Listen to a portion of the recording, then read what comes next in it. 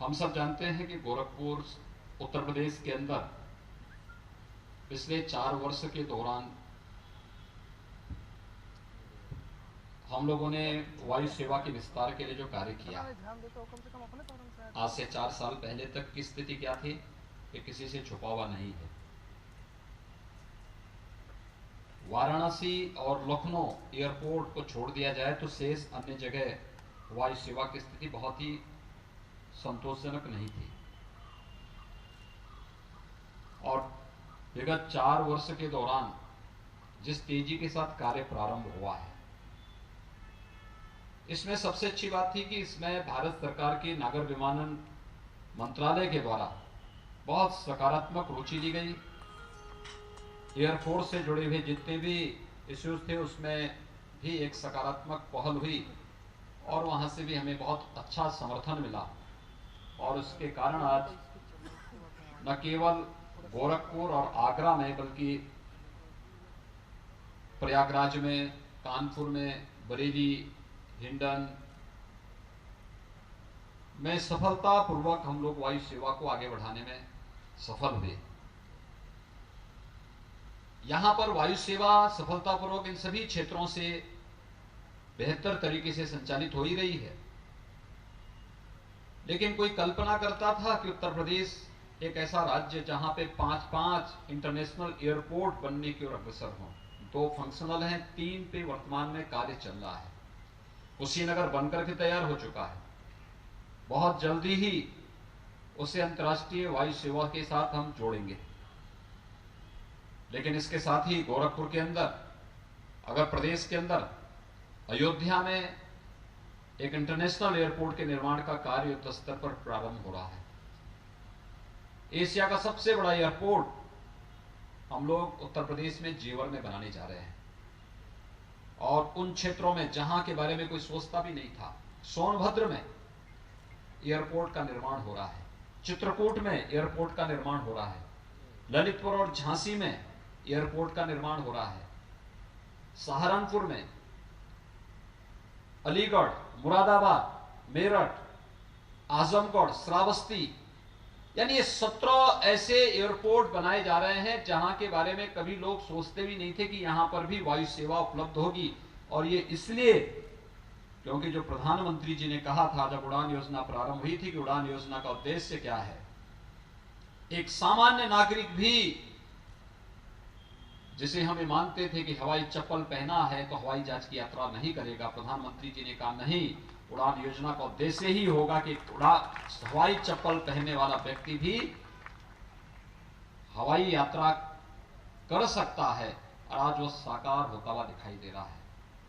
आज जो वायु सेवा ही प्रारंभ हो रही है, मान करिए गोरखपुर से लखनऊ का कुल किराया उसका 1500 के आसपास पड़ेगा। और अगर आप अपनी कार से ही लखनऊ जाएंगे, जाने में कार में 700-800 रुपए,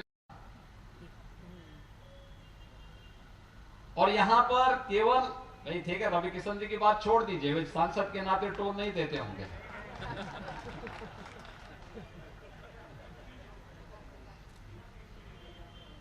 लेकिन सामान्यतः आप अनुमान करिए कि 1500 रुपए में लखनऊ गोरखपुर की दूरी तय होना, यह प्रधानमंत्री जी की इस परिकल्पना को साकार करता है जो उन्होंने कहा था आज से 3 साल पहले कि हवाई चप्पल पहनने वाला भी वायु सेवा कर सकता, हवाई यात्रा कर सकता है।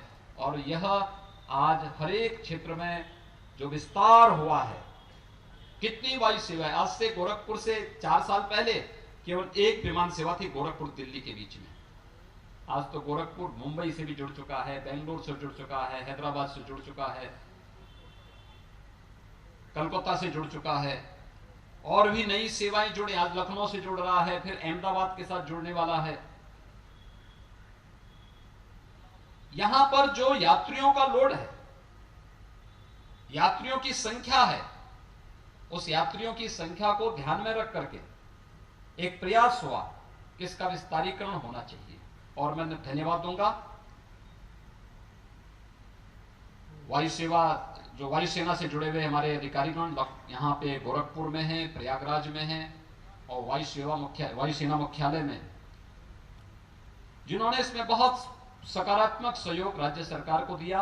और मैं आभारी हूं माननीय मंत्री नागर विमानन श्री हरदीप पुरी जी का, जिन्होंने तत्काल इस विस्तारीकरण के कार्य को सहमति देकर के आज इसके यहाँ पे शिलान्यास के कार्यक्रम में स्वयं पधारे हैं। मैं गोरखपुर की जनता की ओर से, पूर्वी उत्तर प्रदेश की जनता की ओर से हृदय से उनका अभिनंदन करता हूं, उनका स्वागत करता हूं। भाइयों बहनों, ये वायु सेवा केवल जोड़ने का ही माध्यम है, केवल हमारा समय ही बचत नहीं करती है, ये हमारे विकास को भी उतना ही उतनी तीव्र गति से आगे बढ़ाने का कार्य करती है। आज गोरखपुर में हर एक और विकास के बारे में व्यक्ति के मन में एक नई धारणा पैदा हुई है। हर व्यक्ति विकास के बारे में अब चर्चा करता है। विकास के बारे में नई सोच, एक नए गोरखपुर को, एक नए उत्तर प्रदेश को, एक नए भारत को देश और दुनिया के सामने रखने का प्रयास है। और ये विकास की ये सोच वायु सेवा के साथ जब लोगों का जुड़ाव हुआ है, जो लोग पहले यहां से बेंगलुरु में, मुंबई में जाके वहां निवेश करते थे, आज उनके मन में आया कि नहीं, अभी निवेश हम लोग गोरखपुर में करेंगे, पूर्वी उत्तर प्रदेश में करेंगे, रोजगार वहां सृजन करेंगे। आज ढेर सारा विकास का जो कार्य दिखाई दे रहा है, ये विकास के कार्य के साथ उस सकारात्मक सोच का परिणाम है। और उस सकारात्मक सोच, इस दिशा से हम लोग आगे बढ़ाने में सफल हुए हैं। यहां पर जो सिविल टर्मिनल है, इसके विस्तारीकरण के कार्य का यहां पर आज ये कार्य संपन्न हुआ है। और मुझे प्रसन्नता है कि अब इस टर्मिनल बिल्डिंग में, नई टर्मिनल बिल्डिंग बनने के साथ यहां पे एक समय में 200 यात्री एक साथ बैठने की क्षमता यहां पर हो जाएगी।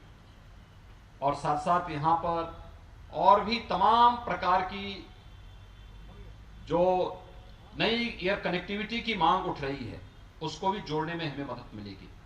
मैं धन्यवाद दूंगा यहां पर एयरफोर्स का, जिन्होंने नए एप्रन के लिए भी अपनी स्वीकृति उपलब्ध करा दी है। और ये स्वाभाविक रूप से यहां की डिमांड थी, यहां की मांग थी। हम लोगों ने तो एयरफोर्स को नए ऑफर भी दिए हैं। उस ऑफर के साथ एयरफोर्स अगर आगे आता है तो राज्य सरकार इसमें एक सकारात्मक पहल करेगी और यहाँ पे एक कॉमन मैन को आधिकारिक सुविधा उपलब्ध होगी। लेकिन जो एक प्रयास इस समय भारत सरकार के स्तर पर प्रारंभ हुआ है कि एयरफोर्स के मौजूदा इंफ्रास्ट्रक्चर का उपयोग करते हुए हम सामान्य नागरिकों को भी अधिक से अधिक वायु सेवा की सुविधा का लाभ दे सकें, इसमें स्वाभाविक रूप से सिविल जो फ्लाइट है, इनके खर्चे भी बचते हैं, बहुत सुविधाएं होती हैं, काफी उसका एक सकारात्मक परिणाम भी सामने आता है। आज मुझे प्रसन्नता है कि आज होली का दिन है और होली में आज गोरखपुर से लखनऊ अलायंस एयर की वायु सेवा प्रारंभ होने जा रही है। प्रयागराज से भोपाल के लिए इंडिगो की, प्रयागराज से भुवनेश्वर की भी इंडिगो की वायु सेवा प्रारंभ होने जा रही है।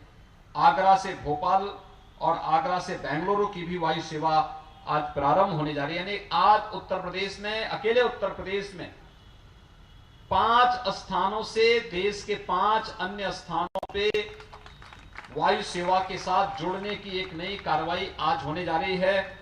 और कल 29 को आगरा से मुंबई और आगरा से अहमदाबाद की भी इंडिगो की वायु सेवा प्रारंभ होने जा रही है।